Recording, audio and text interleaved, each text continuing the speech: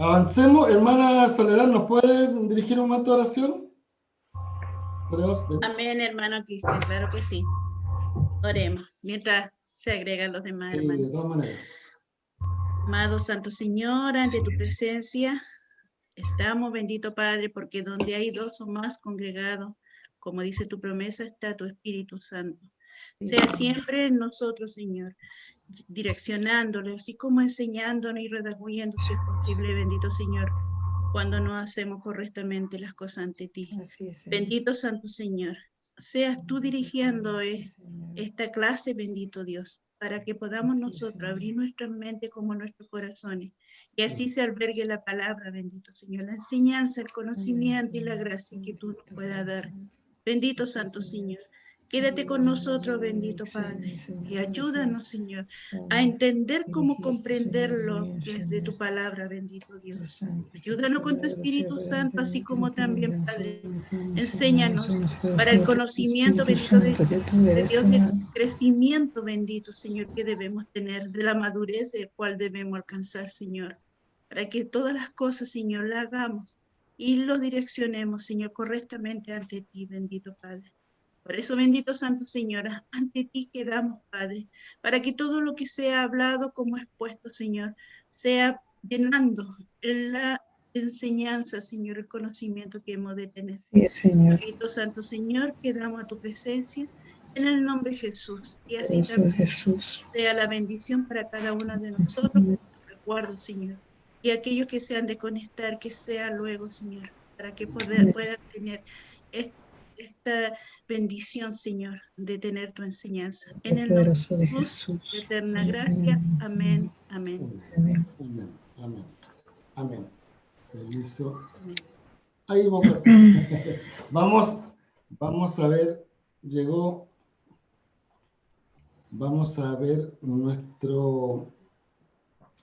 Hoy tenemos la presentación de nuestras hermanas Yaseni y Militza con respecto al tema que se está mostrando en pantalla. ¿Se ve? ¿Se ve? Súper, listo.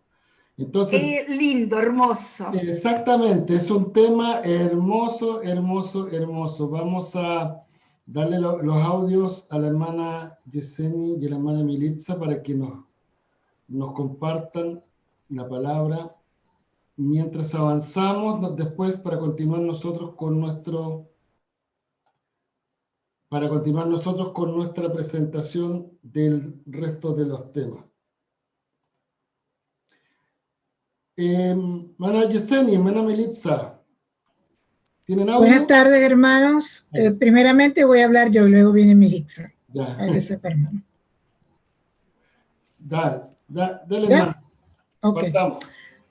Bueno, muy buenas tardes, hermanos. Dios les bendiga a todos. Primeramente, ponerle esto al Espíritu Santo, porque vamos a hablar de él, tan maravilloso personaje, tan maravilloso momento, y lo que nos dice la palabra del Señor sobre el fruto del Espíritu en la persona de Cristo. Este trabajo está realizado por mi persona, Yaseni Troconis, y mi hermana doblemente en Cristo y hermana de sangre, Militza Troconis. Continuemos. Primeramente vamos a conocer qué es el fruto del Espíritu. Es importante tener claro porque muchas personas hablan de los frutos del Espíritu, y es el fruto del Espíritu con varias vertientes, pero es un solo fruto. El fruto del Espíritu es la verdadera esencia de la vida cristiana. Aunque el apóstol Pablo presenta una lista de 9 diferentes aspectos de este fruto, sin embargo, es un fruto, y este debe ser visto de manera integral. El fruto del Espíritu no nos dice lo que una persona puede ser capaz de hacer para Dios por medio de dones espirituales y talentos. Más bien, nos muestra de qué modo la persona vive para Dios. Nos dice además que quién es la persona. Todas las virtudes introducidas en Gálatas 5, 22 y 23, donde se enuncia en la palabra de Dios estos frutos, están presentes en Jesucristo. maravilloso ver toda la vida de Cristo y vamos a ver reflejado allí esos 9 frutos que Dios muestra en ellos en su proceder y en su hacer mientras estuvo aquí en esta tierra. Por ende, el fruto del Espíritu es la vida de Jesucristo mismo. En nosotros es posible esto gracias al Espíritu Santo.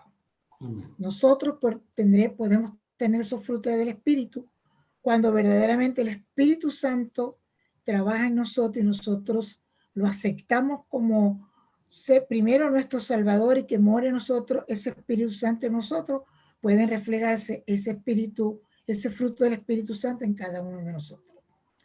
El fruto del Espíritu no es algo que logramos meramente por esfuerzos humanos. Verdaderamente no es fuerza nuestra, es fuerza del Espíritu. Es posible producir y mostrar algunas de estas mismas virtudes por medio del ejercicio de nuestra fuerza de voluntad, pero esto no es lo mismo que lo que el Espíritu Santo hace en nosotros. Lo que producimos por nosotros mismos es como un fruto de plástico, comparado quizás con el real, pero esto no es manufacturado, no, crece a raíz de una relación, pero cuando el Espíritu nos conecta con Jesús por medio de su palabra escrita, las características de este comienzan a ser reveladas en nuestra propia vida. La siguiente, hermano. El primer secreto del cristiano para dar fruto es permanecer en Cristo. No hay otro. Sin Cristo no podemos producir fruto espiritual genuino. El fruto del Espíritu no es impuesto desde afuera, como ya lo dije anteriormente, sino que es el resultado de la vida de Cristo en nuestro interior. En algunos versículos, como en Juan 15:1 al 11, nos narra que Jesús nos dice que el hecho de dar fruto es el resultado de la vida de Cristo. La vid que fluye en las ramas, es decir, los creyentes, el crecimiento del fruto es la obra de Dios en nosotros por medio de Jesucristo. Está la responsabilidad del creyente en permanecer en Cristo para poder disfrutar ese fruto del Espíritu. Cuando Cristo habita en nuestros pensamientos, se volverá visible en nuestras acciones. Jesús vive su vida en nosotros. La vida que Cristo vivió será reproducida en nosotros en el sentido de que reflejaremos su carácter.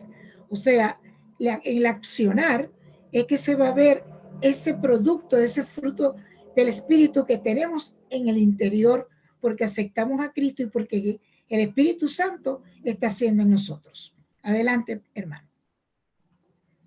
El fruto del Espíritu es el carácter de Jesús, producido por el Espíritu Santo en los seguidores de Cristo. Cuando Cristo habita en nosotros, andamos en el Espíritu, y así jamás satisfaréis los malos deseos de la carne. Lo dice Gálatas 5:16 en Reina Valera, en la versión Reina Valera. En las palabras de Jesús, textualmente, palabras de él, dice, así todo buen árbol da buenos frutos, pero el árbol malo da frutos malos. Eso está en Mateo 7:17. El fruto bueno es el resultado de nuestra relación de permanencia con Jesús por medio del Espíritu Santo. Cuando cooperamos con las impresiones internas del Espíritu en nuestro corazón, el fruto del Espíritu se hace evidente en nuestra vida. Nuestro carácter es transformado para reflejar el carácter de Jesucristo en lo que decimos y hacemos, e incluso en lo que pensamos. El Espíritu Santo nos da poder para vivir victoriosamente y para desarrollar las virtudes que son características de aquellos que son hijos de Dios. Esto lo podemos ver nosotros muy bien cuando no estábamos en Cristo, tendríamos una vida anterior, inconversos, y cuando aceptamos a nuestro Señor y aceptamos a ese Espíritu Santo que mora en nosotros, vemos cómo va haciendo en nosotros la transformación del hombre nuevo y buscando siempre la semejanza de Cristo, teniendo claro que cuando vamos a ser igual a Él es cuando tengamos cuerpos glorificados. Pero mientras tanto, en este terreno carnal que vivimos, en este mundo, en esta tierra, tenemos que procurar parecernos a Cristo y demostrar ese fruto del Espíritu en nuestras acciones, en nuestro hablar, en todo lo que nosotros hacemos. En Gálatas 5:22 dice, y en 1 Corintios, ¿por qué el amor es el primer y más importante aspecto del fruto del Espíritu? ¿De qué manera el amor afecta a todos los demás aspectos de este fruto? Porque si repasamos y vemos en Gálatas 5:22, el primer fruto es el amor. ¿Por qué será eso? Bueno, el amor es apropiadamente lo más importante y característica del fruto del Espíritu. Y permea el resto, ya que sin este no vendrían los otros. En cierto sentido, todas las demás cualidades mencionadas pueden ser vistas como aspectos del amor, debido a que Dios es amor. En 1 Juan 4, versículo 8, dice, la virtud cristiana más importante es el amor. Y en 1 Corintios 13:13 reafirma que el amor de Dios es el fundamento y la fuente de toda virtud y es derramado en nuestro corazón por medio del Espíritu Santo. Romanos 5:5 dice que el amor es la evidencia de que somos hijos de Dios. Adelante, hermano. Este amor es mucho más que un mero afecto humano. No puede ser producido por esfuerzo humano, sino que llega como resultado de permanecer en Cristo. Un amor así es generoso e inmerecido. Únicamente ese amor tiene el poder para transformar. En su naturaleza difícil pero fuerte, el amor divino guía al pecador al arrepentimiento y despierta el deseo de algo mejor. El amor tiene poder para unir, incluso a aquellos que antes eran enemigos. Lucas 6, 27 y 28, Romanos 5 y 8 también expresan, por lo tanto, por nuestro amor mutuo, el mundo conocerá que los cristianos somos de verdad seguidores de Jesucristo. Entonces, hermanos, tenemos que reflejar el amor al prójimo, el amor en lo que hacemos, porque verdaderamente así nos ama Dios. Y si queremos imitar a ese Jesús maravilloso, tiene que verse en nosotros reflejado ese amor. Este fruto de amor también llevará a los cristianos a manifestar comprensión y sensibilidad hacia los demás. Y de ahí el perdón. Aquí viene entonces quien se lleva el primer sitial, el amor. En Marcos 10:21, y ya vamos a ver aquí cómo los evangelios muestran ese fruto del Espíritu en Jesucristo. Entonces Jesús mirándole le amó y le dijo, una cosa te falla, anda, vende todo lo que tienes y dalo a los pobres y tendrás tesoro en el cielo y ven, sígueme tomando tu cruz. Para todos es conocido ese episodio, ¿verdad? Es interesante que el amor de Cristo no se relaciona mucho con los sentimientos.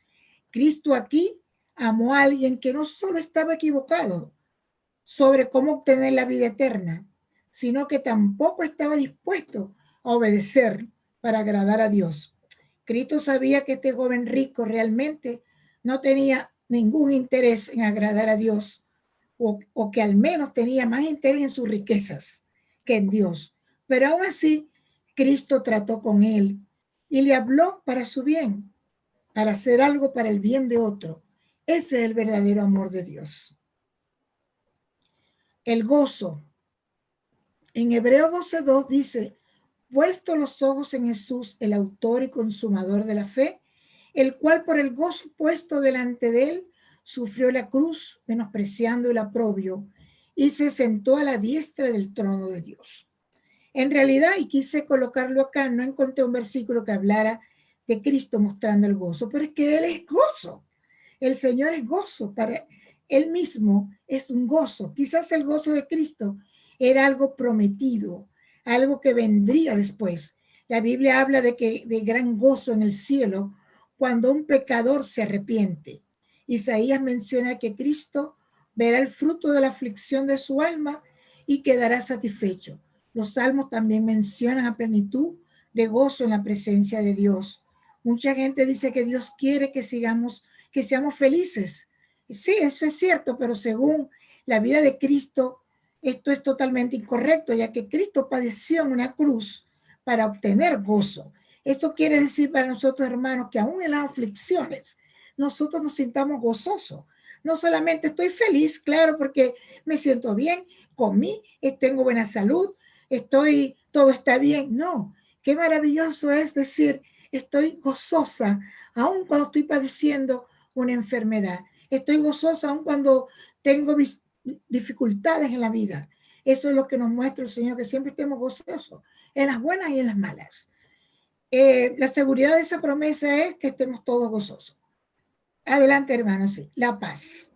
¿Cuántos no añoramos la paz? Todos queremos esa paz. Y en Juan 14:27 Él nos expresa, la paz os dejo, mi paz os doy. Yo no la doy como el mundo la da. No se turbe vuestro corazón, ni tenga miedo. Es interesante ver que la paz de Cristo lo llevó a vivir tal como Él nos dice que podemos vivir con su paz. En este versículo no se turbó su corazón ni tuvo miedo cuando los fariseos y saduceos quisieron tenderles trampas doctrinales, cuando quisieron apedrearle, cuando le detuvieron los soldados religiosos, cuando lo torturaron los soldados romanos, cuando el gobernador mismo lo estaba interrogando. Cristo no se turbó, él tuvo paz, que su Padre estaba en control. Y esa paz que Él nos deja a nosotros ahora, esa es la paz que nosotros debemos manifestar. Adelante, hermanos. La paciencia, esa paciencia. En Mateo 26:48-50, y el que le entregaba le hacía dado señal, diciendo, al que yo besare, ese es prenderle. Y enseguida se acercó a Jesús y dijo, salve maestro, y le besó. Y Jesús le dijo, amigo, ¿a qué vienes? Entonces se acercaron y echaron mano a Jesús y le prendieron. La cantidad de oportunidades que Cristo le dio a Judas para arrepentirse son increíbles. Cristo fue paciente. Él trató a Judas como un amigo hasta el último momento, dándole la oportunidad de realmente serlo. Él nunca dejó de esperar que Judas cambiara. Y esta paciencia no es solo paciencia de esperar. No es paciencia de esperar mientras se sufre el rechazo. La paciencia de Cristo no es simplemente no enojarse, porque aquí dice el camión, la micro, de acuerdo a los países, de lo que nosotros tenemos impaciente esperando una cita. No, no es esa. Es seguir esperando a que el pecador que tanto se ha burlado, que tanto ha maldecido, que tanto ha herido, regrese arrepentido a pedir perdón.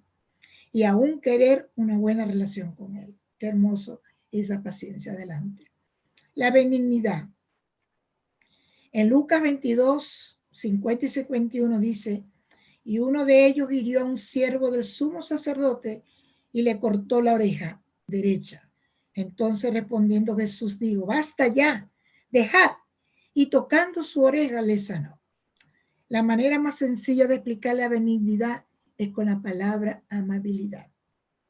Justo después de ser traicionado, en medio de unos soldados armados, rodeado de discípulos aterrados, Cristo fue amable con un siervo. Le sanó la oreja. Es fácil ser amable en los momentos más tranquilos de la vida. Pero ¿qué tal en los momentos como este? Los momentos en los que la alarma no sonó, se quemó el desayuno, está lloviendo, un hijo nos saca de quicio, un compañero, un hermano no nos gusta. En esa oportunidad, en nuestro carro se descompuso, qué sé yo, donde es importante acordarnos de Cristo y decir, tenemos que ser benignos ante esa persona, ser amables con el que está al lado, con el que nos encontramos en el camino, con un hermano. Cristo fue constantemente amable y las circunstancias eran irrelevantes, de verdad. Seguimos. La bondad. Hechos 10:38.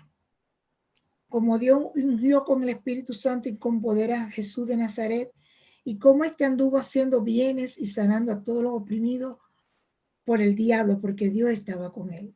Cristo fue bueno, hizo el bien, dijo el bien, pensó el bien. Su bondad afectaba todo lo que hacía y a todos los que le rodeaban. Recuerden, hermanos, que lo dice Santiago. Nosotros vivimos por fe, Pero esa fe, si no hay obras, si no somos bondadosos, esa fe es muerta. Entonces tienen que estar a la par la fe con esa bondad de darle un pan al que lo necesite, una palabra de aliento, a veces hasta una llamada de aquel que lo necesita. Debemos ser bondadosos e imitar a ese Cristo maravilloso. Adelante, hermana. La fe. En Juan 11:42, ya sabía que siempre me oyes, pero lo dije por causa de la multitud que está alrededor para que crean que tú me has enviado. Cristo estaba totalmente convencido de que el Padre lo oía, tuvo fe en él, sabía que estaba en control, que su voluntad era solo lo mejor, y por lo tanto las acciones de Cristo reflejaron esta fe. Aun cuando nadie a su alrededor creía que el Padre lo oía, él tuvo fe. En este momento él estaba rodeado por gente que ni creía que él era hijo de Dios, mucho menos que Dios le podría le prestara atención, pero él siguió teniendo fe en su Padre. Adelante, hermano. La mansedumbre. Mateo 27, del 13 al 15 dice, Pilato entonces le dijo, ¿no oyes cuántas cosas testifican contra ti? Pero Jesús no le respondió ni una palabra. De tal manera que el gobernador se maravillaba mucho. Quizás lo que más sorprendió a Pilato fue la falta de defensa que presentó Cristo, pero respondió algunas preguntas, algunas las respondió, pero rehusó defenderse. Lo estaban maltratando físicamente, le estaban acusando de cuestiones políticas a las que nunca se había metido. Lo estaban juzgando de blasfemo por decir que era el Hijo de Dios, cuando realmente lo era. Pero este hombre inocente no se defendió en una situación que combinaba lo peor que el ser humano puede sufrir.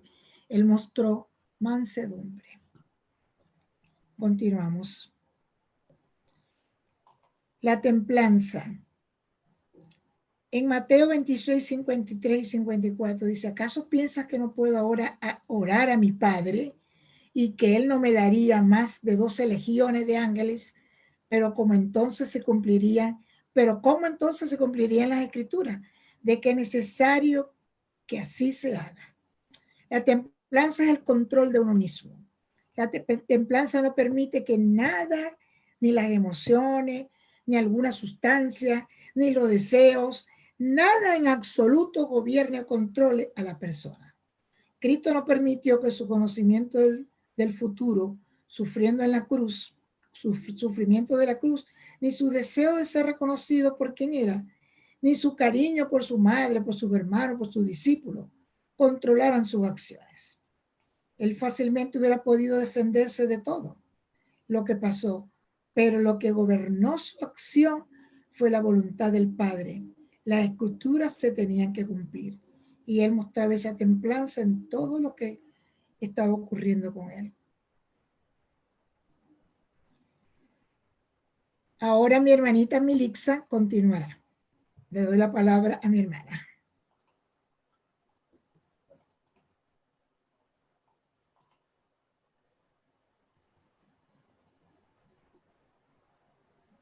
Ya. Buenas tardes, hermano. Hermano Cristian y los hermanos, necesito que me digan si se escucha bien porque no tengo los audífonos. Súper. Ok. Bueno, vamos a continuar con esta disertación extraordinaria sobre el fruto del Espíritu en la persona de Cristo. A mí me toca conversar con ustedes sobre ese fruto del Espíritu en la persona de Cristo en el Antiguo Testamento. Tal vez muchos, como ya se expuso, pensarán que solamente se habla de ese fruto en el Nuevo Testamento y no es así. Como el Señor, como Dios como creador tenía todo preparado y tiene el conocimiento del ayer, del hoy y del mañana, y podemos ver a través de la palabra, de la escritura, que es el manual que Él nos dejó para el conocimiento de su palabra, que en el Antiguo Testamento también se habla sobre el fruto del Espíritu en la persona de Cristo. Podemos comenzar diciendo que Cristo es nuestro ejemplo perfecto. Él es realmente el modelo a seguir. Él es la persona que nosotros debemos identificar y podemos modelar para ser unos verdaderos creyentes, unos verdaderos cristianos y poder presentarnos delante del Padre como aprobados cuando nosotros queremos imitar es a Cristo. Con la ayuda del Espíritu Santo podremos mostrar cada vez más estas diferentes características del fruto del Espíritu.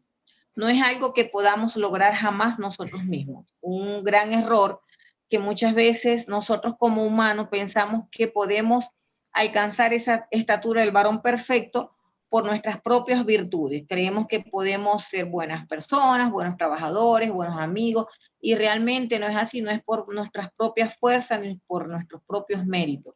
Es simplemente a través de Cristo, cuando nosotros tratamos de imitar al Señor en su paso, porque Dios en su eterna sabiduría sabía que necesitaba hacerse carne para poder saber lo que nosotros íbamos a padecer. No hay nada que el ser humano haya podido pasar que el Señor Jesucristo no haya vivido aquí en la tierra. Entonces, nosotros no tenemos excusa. Él es nuestro ejemplo perfecto.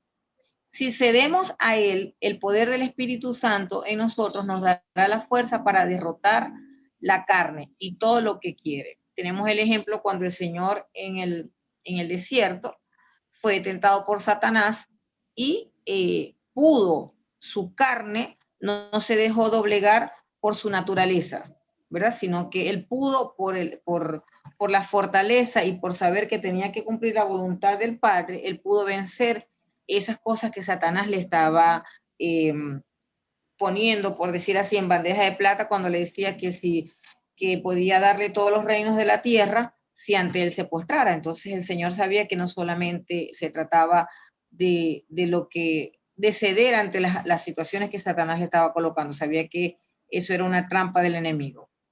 Entonces podremos mostrar el fruto del Espíritu y así ser más como Cristo, cuando nosotros somos capaces de dejar la carne a un lado y que sea el Espíritu Santo quien domine nuestra vida. Dice en Gálatas 5, 22, 23, más el fruto del Espíritu es amor, gozo, paz, paciencia, benignidad, bondad, fe, mansedumbre, templanza. Contra tales cosas no hay ley, que fue lo que ya la hermana Yacenis expuso. Si nosotros realmente somos estudiosos de la palabra del Señor y tenemos el conocimiento tanto del Antiguo como del Nuevo Testamento, podemos ver que en el Antiguo Testamento diferentes profetas como Isaías, Jeremías, Zacarías y Esdras y otros más, y algunos salmos, nos dan el relato sobre el carácter y la persona de Cristo. Que el que se pueda encontrar en cualquier otra parte de la Biblia. Es decir, esto lo que quiere decir que aún en el Antiguo Testamento nosotros podemos ver esos relatos sobre el fruto del Espíritu en la persona de Cristo. Esta afirmación podría sorprender a muchos que están acostumbrados a pensar que solo en los 4 evangelios describen el fruto del Espíritu en el Hijo de Dios, que era lo que les decía, que muchas personas creen que solamente se habla del fruto del Espíritu en el Antiguo Testamento, específicamente en los 4 evangelios.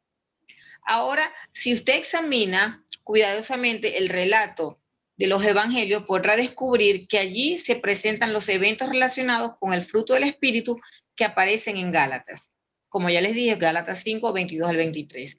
Y que el carácter de nuestro Señor Jesucristo, propiamente dicho, es descrita como con una reverente moderación. Pero si vamos al Antiguo Testamento, el profeta Isaías y otros profetas, 700 años antes de que naciera el Señor Jesucristo, ya nos mostraban, ¿verdad? Y nos permiten ver sobre el carácter y la personalidad que aquel Mesías que se anunciaba iba a tener. Sus sufrimientos, sus padecimientos y los profetas al mostrar al Hijo de Dios nos lo enseñan perfecto, puro como lo que es Dios mismo. Así que podemos decir aquí que ya en la antigüedad ya se estaba profetizando todo lo que el Señor Jesucristo iba a padecer, iba a ser y iba a hacer. La próxima, hermano. Los versículos que siguen a continuación del profeta Isaías muestran el carácter del Mesías que aparecen en Gálatas 5, 22 al 23. Es decir, esto es una comparación de Gálatas con los versículos que tanto en Isaías, en Jeremías y en otros profetas podemos encontrar en el Antiguo Testamento. En Isaías 42, del 1 al 7, nos dice que en estos versículos Se está describiendo la naturaleza, el carácter del siervo de Dios en la persona de Jesucristo. Se describe su carácter manso, apacible y humilde del Señor, así como su corazón. Dice, he aquí mi siervo, yo le sostendré, mi escogido, en quien mi alma tiene contentamiento. He puesto sobre él mi espíritu. Él traerá justicia a las naciones. El Padre está hablando del Hijo que ha de venir. No gritará ni alzará su voz, ni la hará oír en las calles. No quebrará la caña cascada, ni apagará el pabilo que humeare. Por medio de la verdad traerá justicia. Amén. No se cansará ni desmayará hasta que se establezca en la tierra justicia y las costas esperarán su ley. Así dice Jehová Dios, creador de los cielos y el que los despliega, el que extiende la tierra y sus productos, el que da aliento al pueblo que mora sobre ella y espíritu a los que por ella andan. Yo, Jehová,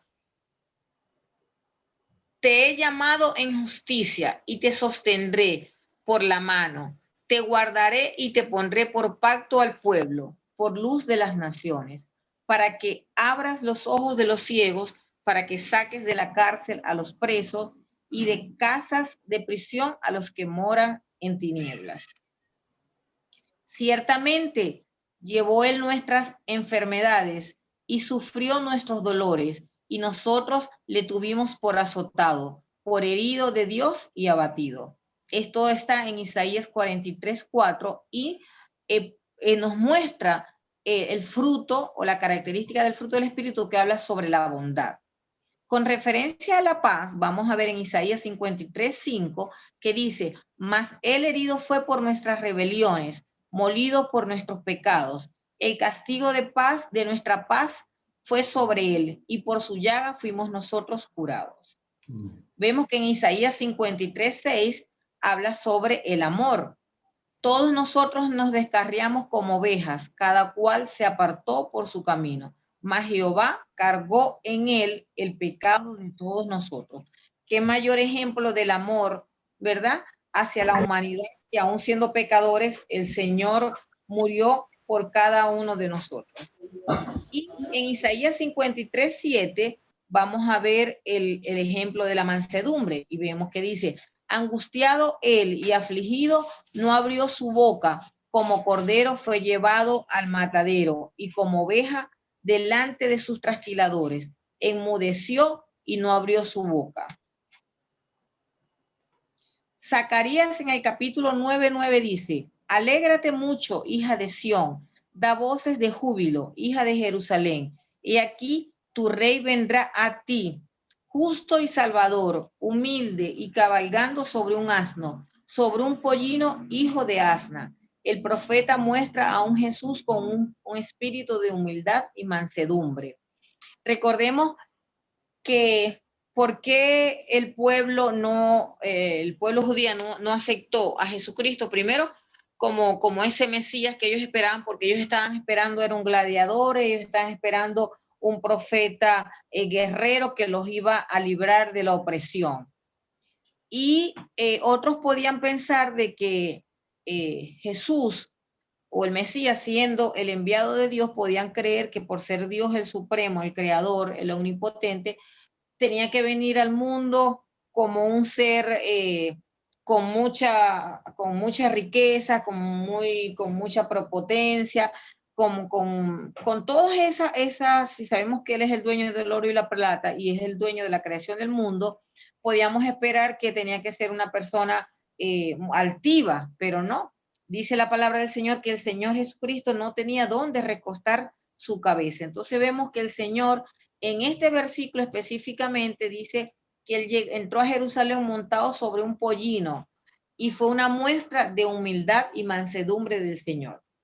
En Nehemías 8:10 nos habla sobre el gozo. Luego les dijo, id, comed grosuras y bebed vino dulce y enviad porciones a los que no tienen nada preparado, porque día santo es a nuestro Señor.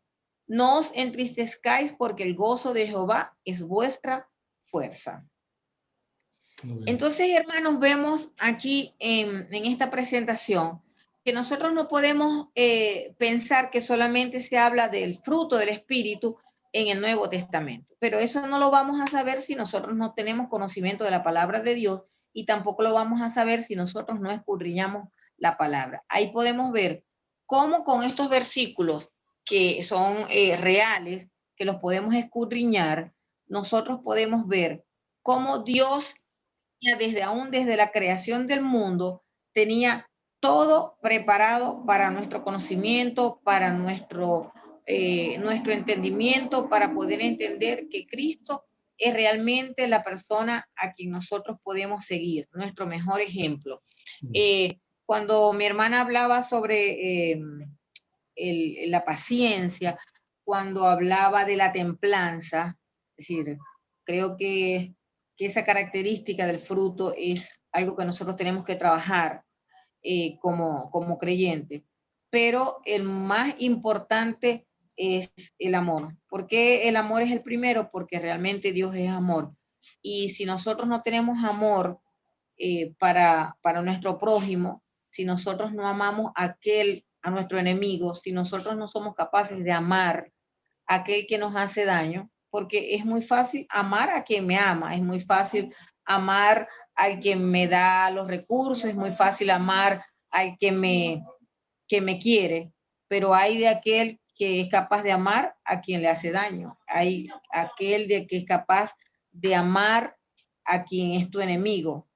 Entonces, la conclusión en esta tarde es que nosotros podamos practicar, nosotros podamos trabajar en cada una de estas características del fruto, que el Señor Jesucristo sea realmente nuestro ejemplo, que no sea nuestro padre, que no sea nuestro presidente, nuestro esposo, nuestro jefe o nuestro pastor, porque no es en ellos en quien nosotros debemos poner nuestra mirada, es en el Señor Jesucristo, que es nuestro mejor ejemplo. Muchas gracias, Dios le bendiga. Esperamos que haya sido de crecimiento para cada uno de los que están en esta sala. Dios les bendiga. Amén. Un aplauso, por favor, para la expositora. Muy lindo, muy lindo, lindo. Yo creo que lo hermoso de la palabra es de que nos muestra no solamente que estos frutos están en el Nuevo Testamento, no solamente son frutos que Él nos deja un ejemplo de estos frutos, sino que también venía una profecía hecha para que puedan identificar las características. No es como decir, viene el general, ese hombre con estrella, con una gorra, le empezó a dar todas las características de cómo iba a ser el Mesías, y así todo no lo vieron. Pero nosotros, escudriñando la Biblia, nos damos cuenta las bondades de este Rey de Reyes y Señor de Señores, que teniendo todo, lo dejó. Muy linda presentación, hermoso. ¿Algún comentario, alguna consulta, pregunta? Ahí están las hermanas para responder. Den su audio, porque ya... ¿Alguien? ¿Naiden? ¿Salvador? Sí, señor, pero estoy sin micrófono, tal vez. No, ¿Sí? se te escucha. Ah, bueno, pensé que estaba sin micrófono. No, es que me sorprende mucho que es bastante contenido para un espacio tan corto de tiempo. Sí, Yo estoy sorprendido porque es mucho contenido, pero qué hermoso, porque es que dicho sea de paso que es, no sé, aquí en Colombia le decimos nuestro soplete para el trabajo mío, porque yo no me atrevía a decir cómo es que lo voy a hacer. Entonces me acaba de ver esas diapositivas tan hermosas con ese contenido y ya sé por dónde coger más o menos. Ahora, me alegro. sí, señor, muy amable, muy lindo. Sí, vamos, gracias hermana Yeseni, gracias Militza, muy lindo trabajo. Maestro Cristian, me gustaría intervenir. Sí, diga, hermana Carolina. Yo estoy haciendo el mismo estudio del fruto del Espíritu, pero no tan intensificado. Y se ve que tienen una experiencia en la palabra tremenda. Eso se agradece porque la verdad es que profundiza mucho más. Hay una palabra que a mí me ha aparecido en la frase el aprobio, que no he logrado encontrar lo que significa realmente. Me gustaría que si ellas tienen conocimiento de la palabra me dieran una orientación. Oprobio, Ah, el oprobio. el oprobio, ¿sí? ¿Qué significa oprobio? Sí, correcto. Yeseni, Melitza. No, audio.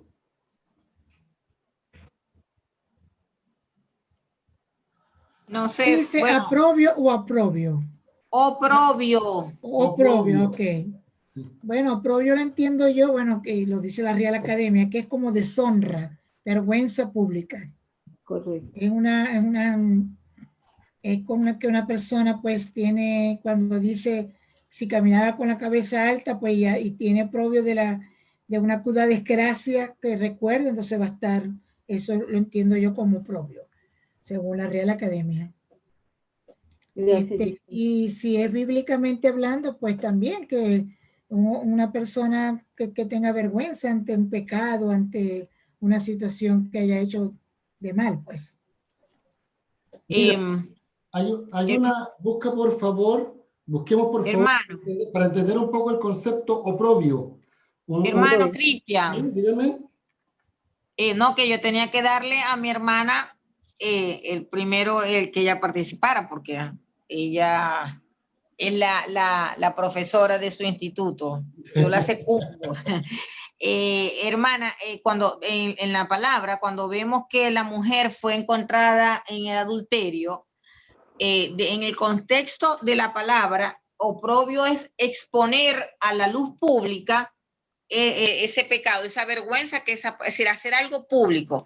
Entonces, cuando la mujer fue encontrada en el adulterio y se la llevaron, por decirle en nuestros tiempos sería a la plaza principal de una ciudad, y que fuera expuesta ante esa comunidad para que en aquel tiempo fuera apedreada, ¿verdad?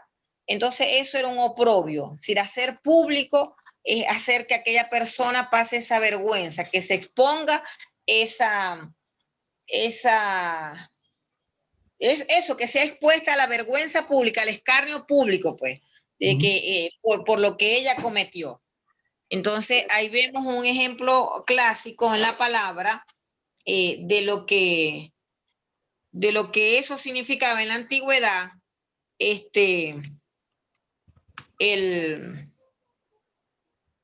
bueno, y aquí estoy buscando entonces en el Google, que lo sabe todo, dice deshonra o vergüenza pública. Correcto. Cosa que produce deshonra o vergüenza pública. Entonces, el oprobio es eso, es exponer públicamente a una persona de eso que está haciendo, para que todo el mundo sepa, pues, para que quede al descubierto y pase esa vergüenza. Sí. Gracias, queridos míos. Hay una palabra, busquen por favor en Josué 5:9. Esto lo está diciendo Dios, ¿ya? Josué 5:9. Y dice, 5:9. Josué 5:9. Y Jehová dijo a Josué, hoy he quitado de vosotros el oprobio de Egipto, por el cual el nombre de aquel lugar se llamó Gilgal hasta el día de hoy. Es decir, es todo aquello que te aparta de tener una buena relación. Ese problema de conciencia que muchas veces se nos genera, que de repente la gente no nos dice, pero nosotros nos sentimos oprimidos por eso. No solamente el aspecto de que la gente te critique, la gente te diga que te oprima, sino que también el aspecto de que muchas veces nuestra conciencia, que yo creo que muchas veces nos ha pasado, que nuestra conciencia nos como que nos sentimos mal. Si hicimos algo en alguna parte, somos nosotros los que andamos recordando y el resto de la gente no se acuerda. Ese estar consciente de que tienes un pecado que te está rodeando, ¿ya? Si hay alguien que tuviera por ahí, ¿se acuerdan que el hermano yo no estoy en este momento cerca de la oficina, pero si alguien tiene por ahí el diccionario Certeza, ¿se acuerda que nosotros, el hermano John Jairo lo facilitó? Busquen por favor el diccionario Certeza para que busquemos el tema técnico de la palabra oprobio, propiamente tal.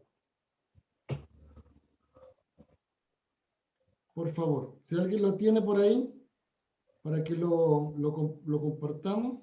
Buenas tardes, hermanos. Es conocimiento seguro y claro que se tiene de algo. Correcto. Es oprobio.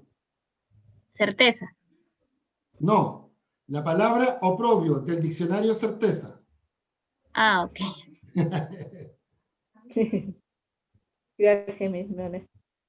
¿Lo tienen? Si no, voy a tener que ir a buscarlo allá. Yo acá tengo en un diccionario bíblico, dice que el término oprobio es de origen latín.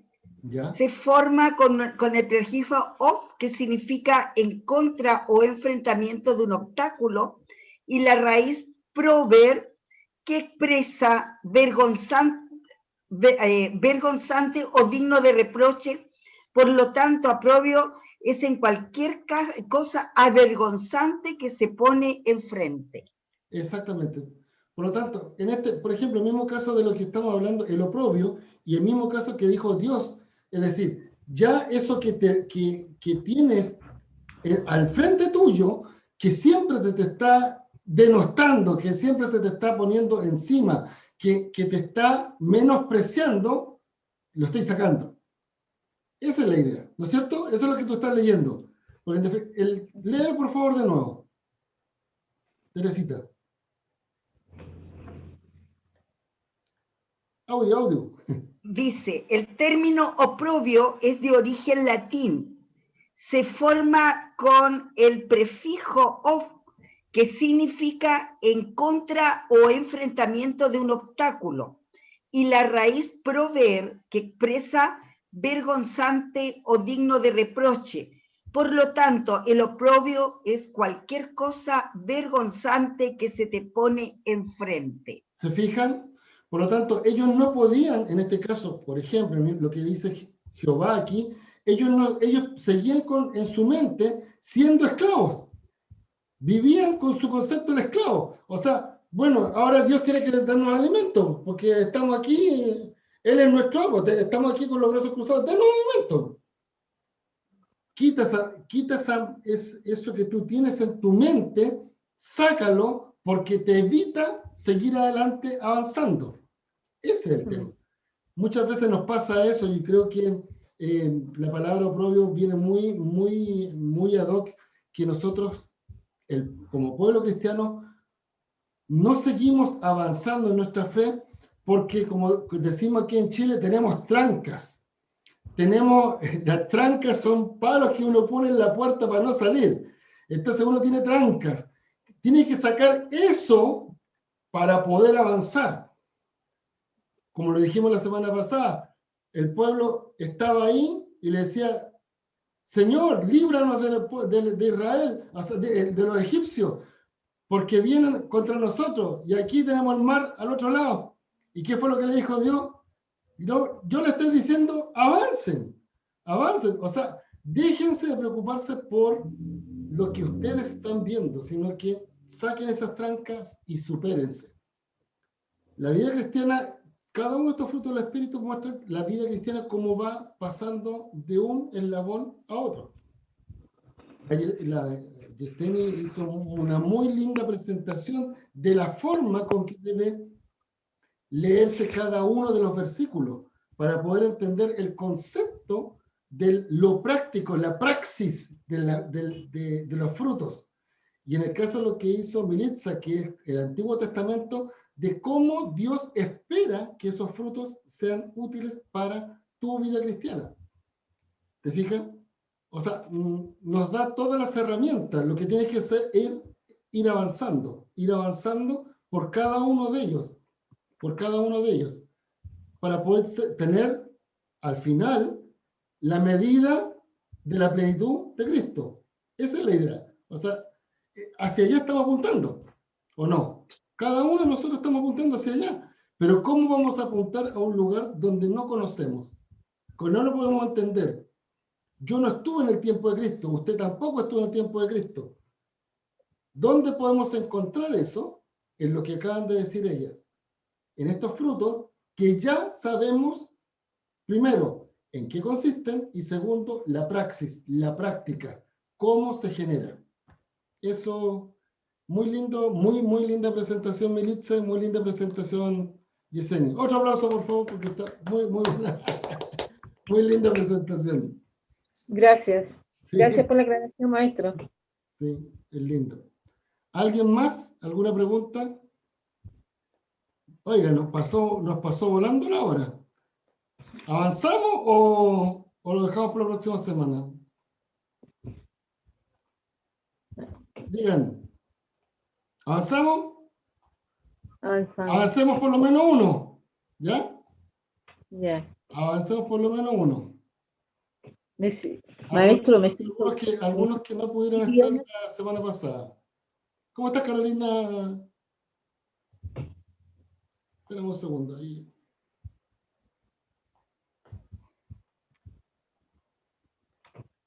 Y ahora comparto.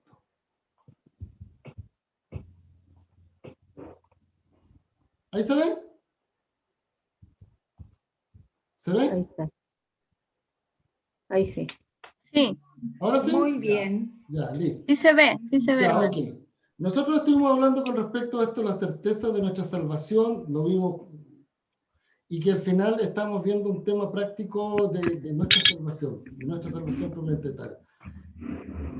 Y estamos viendo varias características de Cristo en el Antiguo Testamento, para cómo se cumplían en Cristo. La profecía tanto como Cordero, profeta, sacerdote, rey y salvador. Eso es lo que estamos viendo. Vimos cómo en el Antiguo Testamento mostraban, y tanto en el Antiguo como en el Nuevo, mostraban a Cristo como el Cordero perfecto.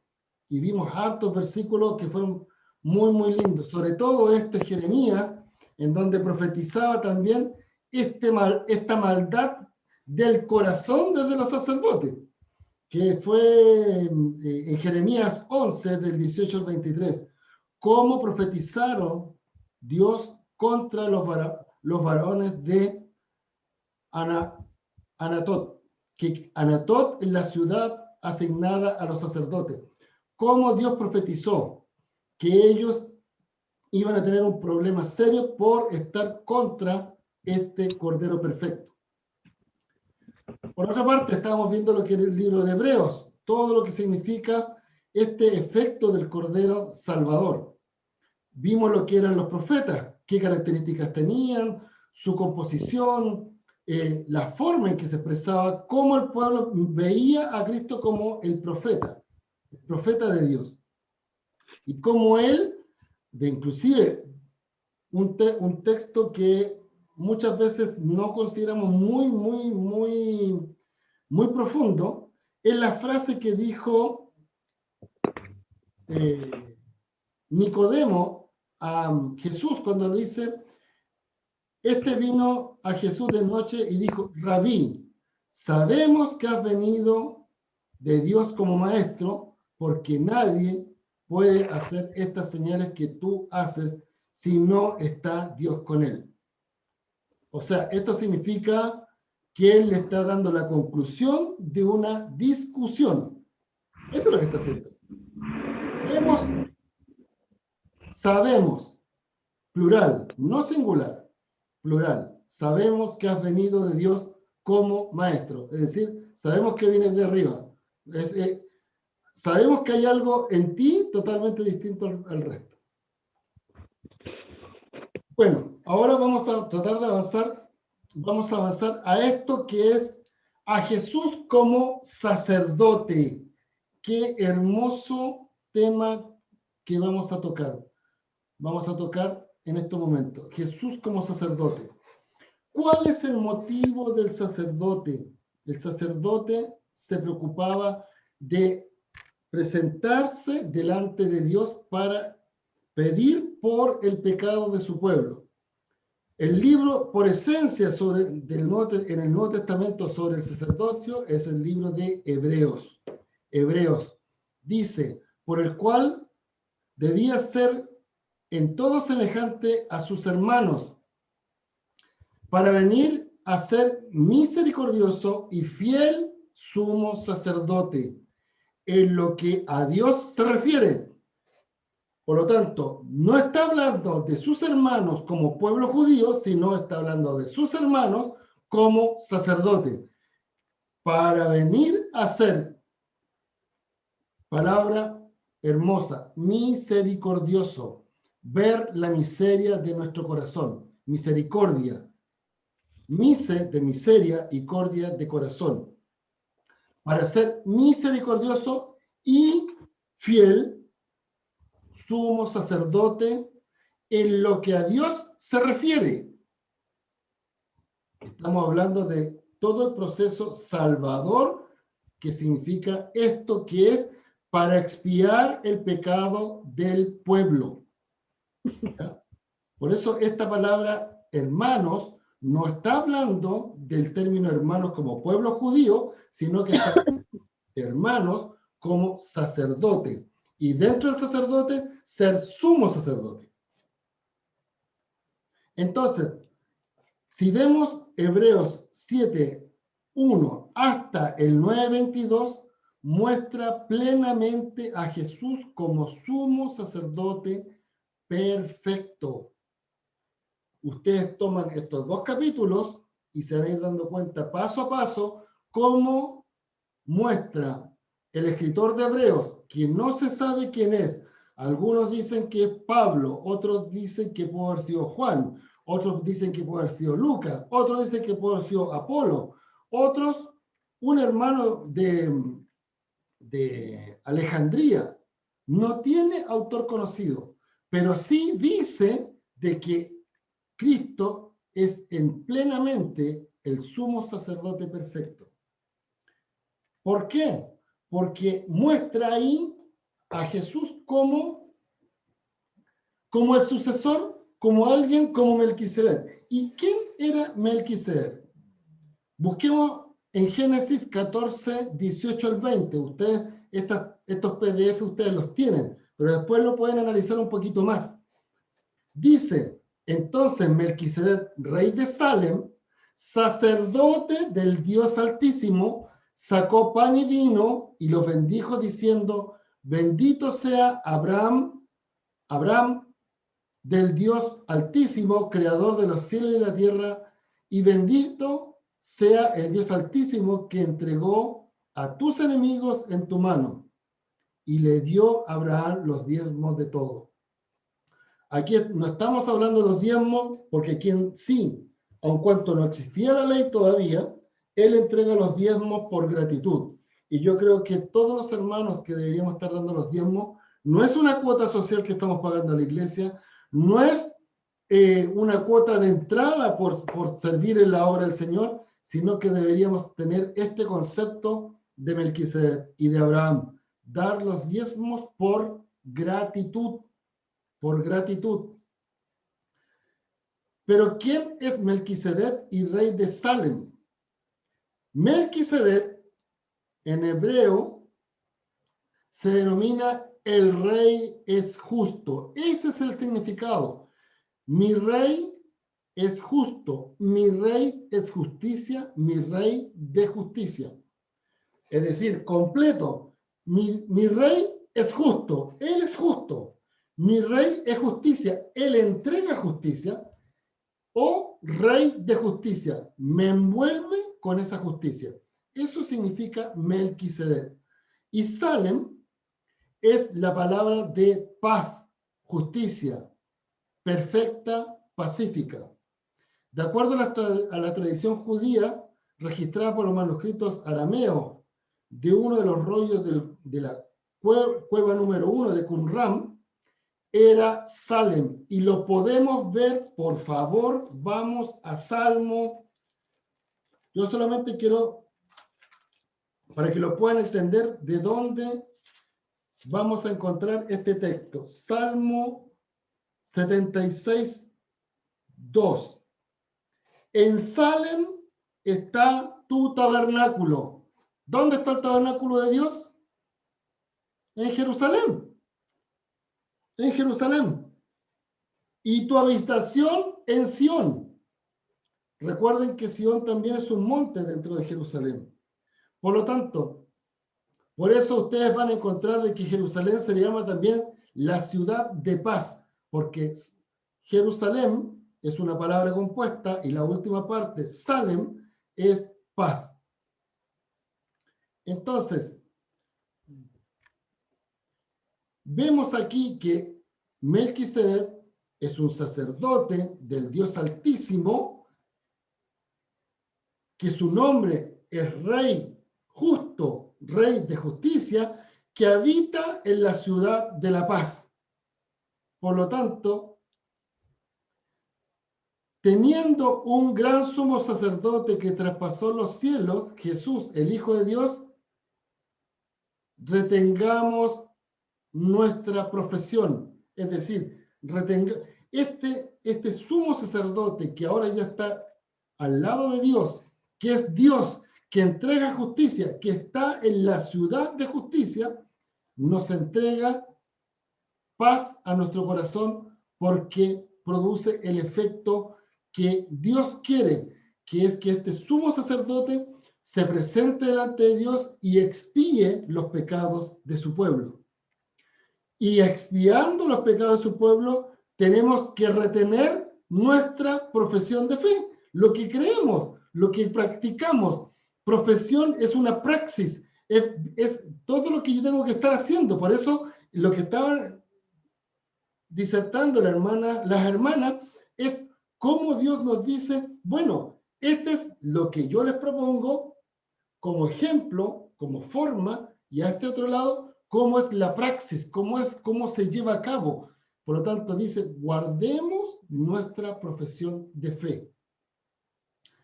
Cuando uno miraba a un sacerdote, esto es visto de frente, el sumo sacerdote tenía en la frente que decía, santidad a Jehová. Eso es la lámina de oro inscrita en su frente. Santidad a Jehová. El sumo sacerdote tenía que tener esta placa sobre su frente continuamente al ir delante de Dios. Por lo tanto, ahora tenemos un cordero que quita los pecados del mundo, pero al mismo tiempo es santo. Es santo porque es sumo sacerdote. ¿Y eso qué nos lleva en sí? A ver un poco lo que era el libro de Éxodo. Éxodo 28, versículo 38. Y llevará a Aarón las faltas cometidas por todas las cosas santas, en todas las cosas santas. Sobre su frente estará continuamente para que obtengan gracia de Dios. Seamos santos para obtener gracia delante de Dios. ¿Se dan cuenta que Dios lo único que está pidiendo, lo único que pido es que se mantengan en mi camino, nada más? Y manteniéndonos en nuestro camino, en tu camino, permaneceremos santos. Por lo tanto, traía los pecados del pueblo, las faltas cometidas en todas las cosas santas, y para que en su frente hubiera una palabra, para que continuamente, para que que obtengan gracia delante de Dios. Por lo tanto, en la frente tiene esa palabra santidad a Jehová. Esa era la mitra que tenía aquí puesta. Eso nos permite de todas maneras comparar a un gran título que tiene Dios, que tiene Cristo, como el Rey. No solamente es sumo sacerdote, no solamente, tal como estamos diciendo aquí, porque Melquisedec no solamente era sacerdote, sino también mi Rey justo. Mi Rey justo. Por lo tanto, si vamos a lo que sucede a Cristo cuando es crucificado, a él, el mundo secular, el mundo que lo rodeaba, lo llama el rey de los judíos. El rey de los judíos. Pero no solamente en su muerte, sino también en su nacimiento. Jesús, cuando nace en Belén de Judea, en los días del rey Herodes, vinieron reyes del oriente, vinieron del oriente a Jerusalén unos magos diciendo: ¿dónde está el rey de los judíos que ha nacido? Por lo tanto, es nombrado rey y es rey desde que nace hasta que muere. Esa es la maravilla de Cristo. Siempre ha sido rey, tanto cuando estaba en el trono de los cielos, cuando desciende a la tierra y se transforma en un niño nacido, es rey y muere siendo rey, reconocido por la humanidad. Aquí no estamos hablando del pueblo judío que está reconociendo a Cristo como rey. Estamos hablando de gente gentil, gente que no es judía, que lo reconoce a él como rey.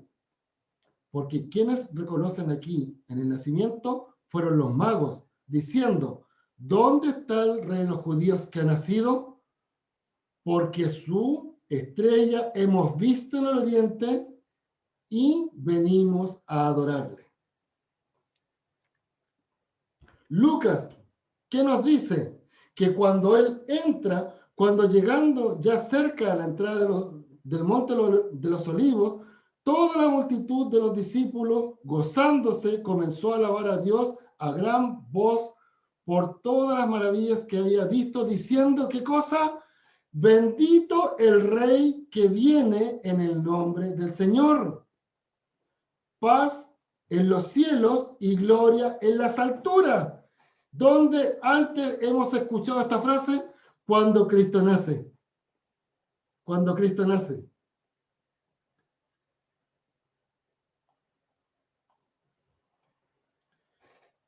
Y aquí Poncio Pilato escribe que puso sobre la cruz, el cual decía un título: Jesús Nazareno, Rey de los Judíos. Y muchos leyeron este título, pero el lugar donde Jesús fue crucificado estaba cerca de la ciudad y el título estaba escrito en hebreo, griego y latín. Yo estoy haciendo una revisión con respecto a temas importantes que se han escrito en la antigüedad. Y busquen, por favor, anótenlo por ahí, la piedra de Rosetta. Piedra de Rosetta. Y se van a encontrar de que todo edicto en la antigüedad siempre se publicaba en los textos del pueblo que circulaba dentro de la ciudad en donde se estaba escribiendo. La piedra de Rosetta pasa exactamente lo mismo, fue escrita en 3 idiomas. Y el título de Cristo está escrito en hebreo, en griego y en latín. Es decir, al pueblo, a los gentiles y a los que me oprimen. Dijeron a Pilato los principales sacerdotes: no escribas Rey de los judíos, sino que él dijo: yo, Rey de los judíos. Que es peor todavía, porque el único que puede decir yo soy, ¿quién es? Jehová, Jehová de los ejércitos. Pero Pilato, ¿qué dijo? Lo que es escrito, he escrito. Es decir, no hay nadie que pueda negar de que Cristo es Rey de los judíos. Vamos a ver un poco ahora lo que es el INRI, que lo hemos visto en los crucifijos, en los conceptos católicos, que ahora que se acerca Semana Santa, se nombra mucho el INRI.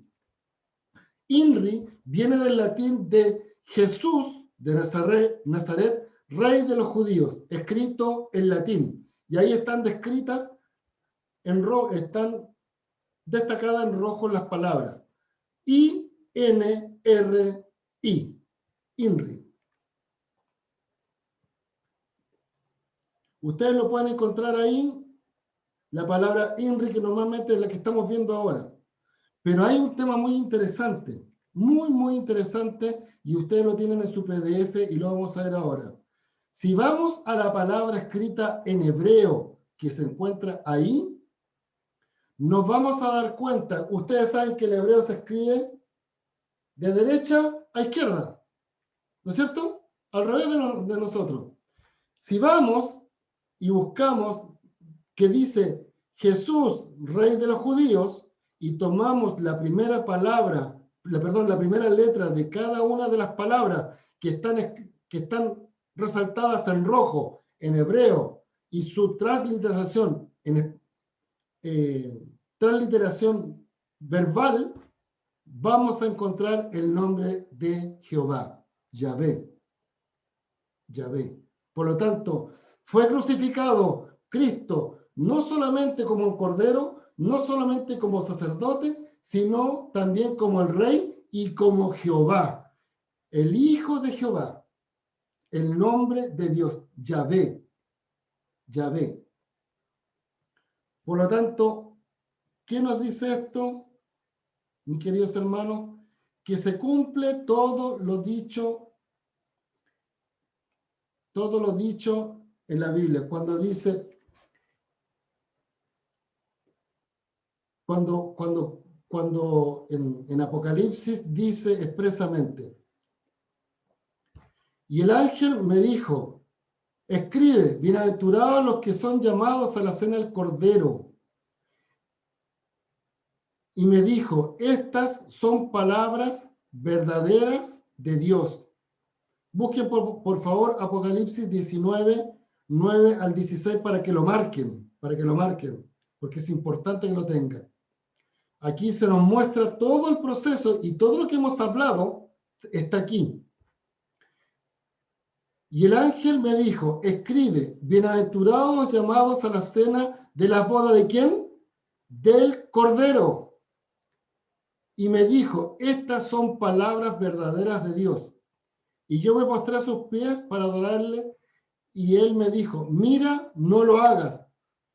Yo soy consiervo tuyo y de tus hermanos que retienen el testimonio de Jesús. Adora a Dios, porque el testimonio de Jesús es el espíritu de la profecía. Ahí va la parte profética.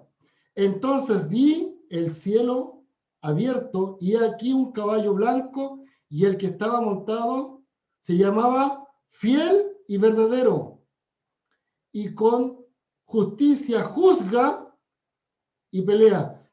¿Cuál era el nombre de Melquisedec? Rey de justicia. Sus ojos eran como de fuego y había en su cabeza muchas diademas, y tenía un nombre escrito que ninguno conocía sino él mismo. ¿Cuál era su nombre que tenía escrito el sacerdote? Jehová. Estaba vestido de una ropa teñida de sangre. ¿De dónde viene la sangre? De la sangre de Cristo puerta en la cruz.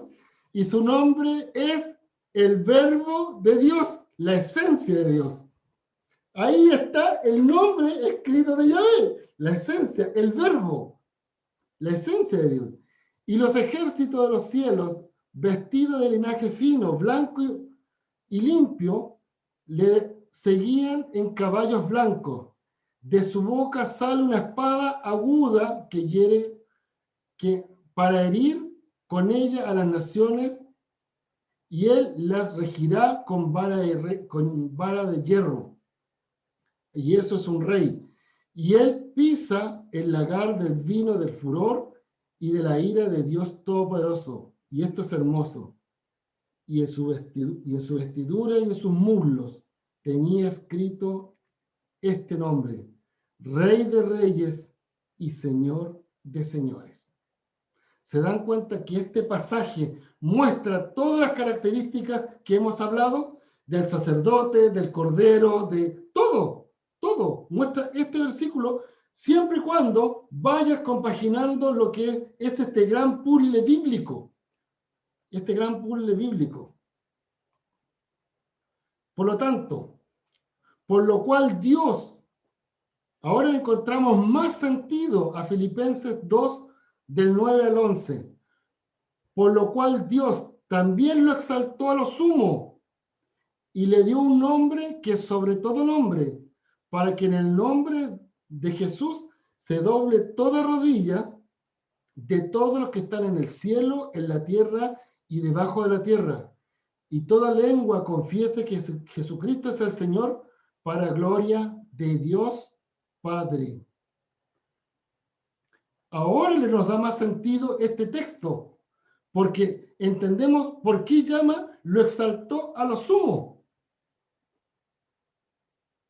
Entonces, yo creo que por mérito de la hora, vamos a dejar esta la parte de Cristo como Salvador para la próxima, ¿ya? Porque si no se nos va a pasar mucho el tema, pero quiero dejarle, por favor, den su audio todo y quiero que si tienen alguna pregunta, algún comentario sobre lo que acabamos de compartir, de lo que presentó la hermana Yesenia y la hermana Militza. Naiden, ¿cómo dice el guaso?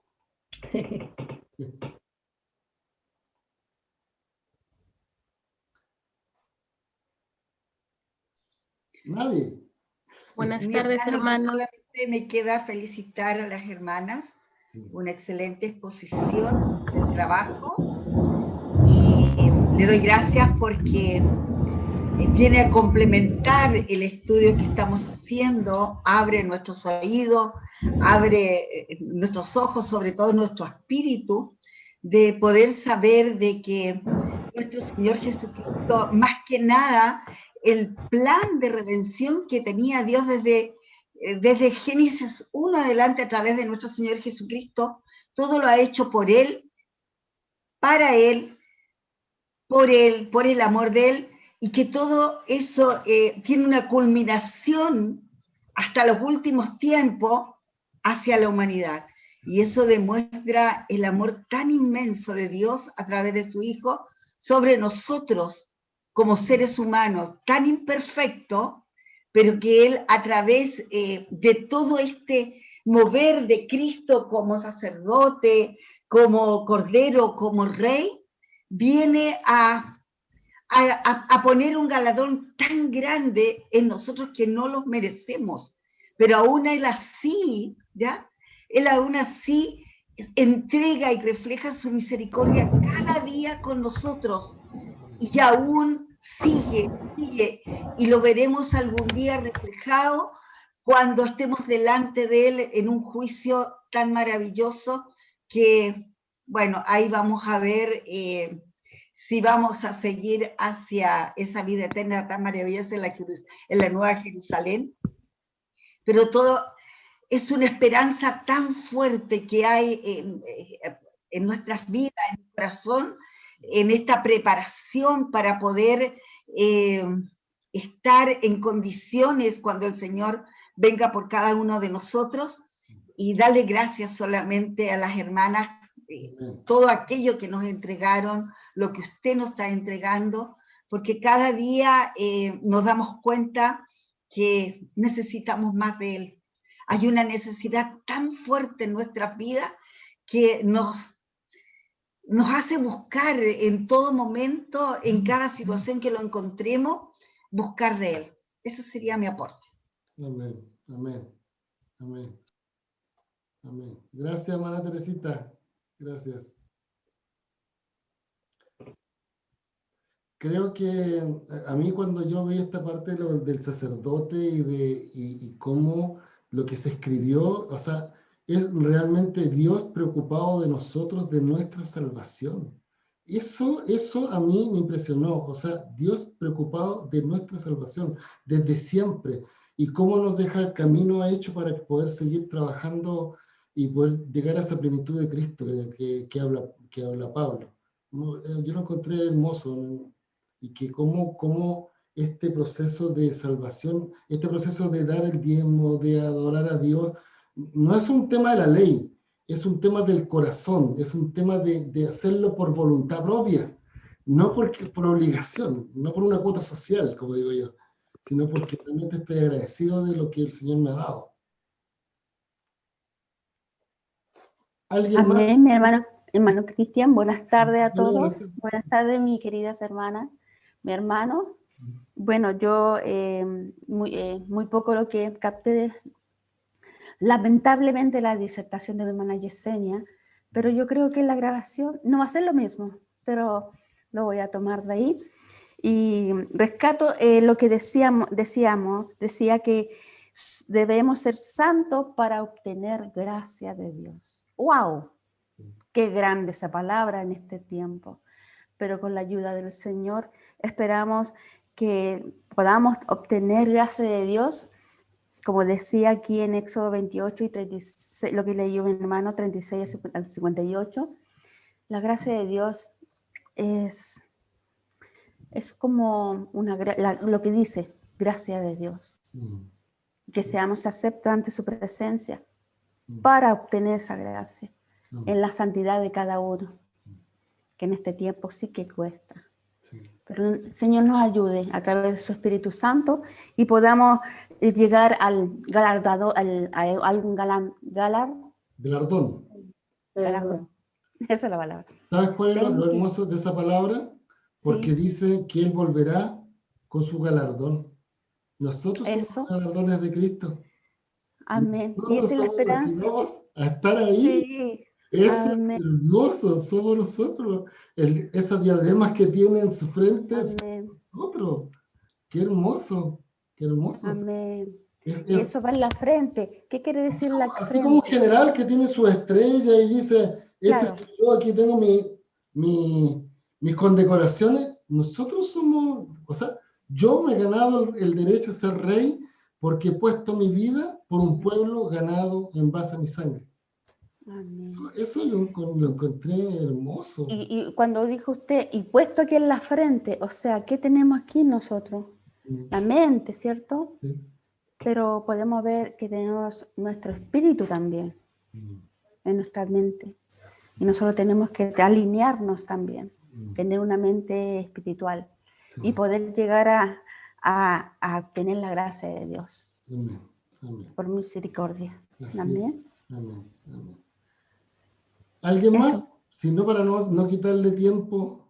Jessica, tú que no conversas nada. Jessica.